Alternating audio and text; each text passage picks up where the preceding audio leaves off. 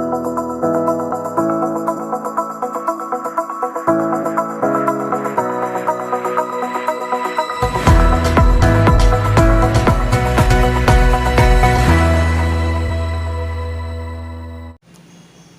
friends, welcome to 4-Star Studios. வாங்க இன்றைக்கி இந்த வீடியோவில் சுலபமான முறையில் புடலங்காய் பொரியல் குயிக்காக எப்படி செய்யலாம் அப்படின்னு பார்க்கலாம். இப்போது இந்த புடலங்காய் பொரியல் செய்கிறதுக்கு ஒரு பேன் ஹீட் பண்ணிக்கோங்க. அதில் ஒரு 2 டீஸ்பூன் மட்டும் எண்ணெய் சேர்த்துக்கோங்க. பொரியலுக்கு எண்ணெய் அதிகமாக தேவையில்லை. எண்ணெய் ஹீட்டான பிறகு அதில் 1/2 டீஸ்பூன் கடுகு, 1/2 டீஸ்பூன் உளுத்தம்பருப்பு சேர்த்துக்கோங்க. கூடவே ரொம்ப கம்மியான அளவு 1/4 டீஸ்பூன் மட்டும் சீரகம் சேர்த்து பொரிய விட்டுக்கலாம்.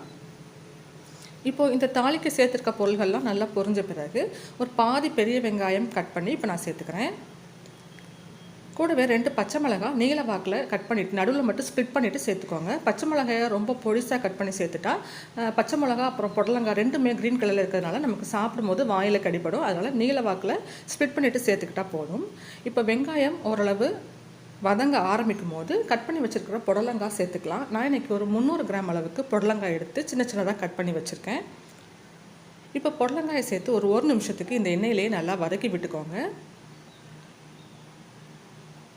ஒரு நிமிஷம் போல் இந்த புடலங்காயை இது மாதிரி வதக்கி விட்ட பிறகு இதுக்கு தேவையான அளவுக்கு கொஞ்சமாக உப்பு சேர்த்து கலந்துக்கலாம். பொரியலுக்கு அதிகமான அளவு தண்ணீர் சேர்த்து நம்ம புடலங்காய் வேக வைக்கக்கூடாது. புடலங்காயே நல்லா நீர் சத்துள்ள காய்கறி தான், அதனால் லேசாக தண்ணி தெளித்து வேக விட்டால் போதும். இப்போ உப்பு சேர்த்துக்கோங்க. உப்பு சேர்த்துட்டு ஒரு தடவை நல்லா கலந்து கொடுத்துக்கோங்க. ரொம்ப கம்மியான அளவு தண்ணி தெளித்து நல்லா மூடி போட்டு சிம்மில் வச்சு வேக வச்சாலே புடலங்காய் குயிக்காக வெந்துடும். பாருங்கள், இப்போ ஒரு 2 டீஸ்பூன் அளவுக்கு மட்டும்தான் தண்ணி லேசாக தெளித்து விட்டுருக்கேன். இப்போ இது ஒரு மூடி போட்டு ஒரு 2லேருந்து 3 நிமிஷம் சிம்மில் வச்சு வேக விட்டிங்கன்னா புடலங்காய் குயிக்காக வெந்துடும் நமக்கு.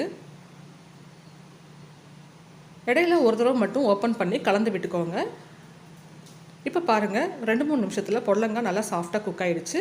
எக்ஸஸாக தண்ணி எதுவும் இல்லாமல் நல்லா உதிரியாக குக் ஆகி வந்திருக்கு பாருங்கள். அதனால் தண்ணி ரொம்ப கம்மியாக சேர்த்துக்கோங்க, அப்போ தான் பொரியல் நல்லாயிருக்கும். இந்த அளவுக்கு நல்லா காய் வெந்த பிறகு ஃபைனலாக ஒரு 2லேருந்து 3 டீஸ்பூன் தேங்காய் துருவல் சேர்த்து மிக்ஸ் பண்ணி எடுத்துக்கிட்டிங்கன்னா ரொம்ப சுலபமான முறையில் செய்யக்கூடிய புடலங்காய் பொரியல் ரெடி ஆயிரும்.